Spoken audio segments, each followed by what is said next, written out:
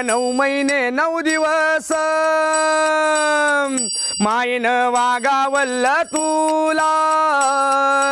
शेवटी ग सोडून लेकी तू जाशीन आम्हाला बाई जवळ तुला न आय तवर मायेर अन आजवर होती बाई डोळ्याच्या समोर अन त्वाग पाखरावानी मारली भरारी लगन झाल्यावरी जान पर या घरी अन लागली हळद बाई निघाली वरात ही कवळ्या मनाची आई रडती घरात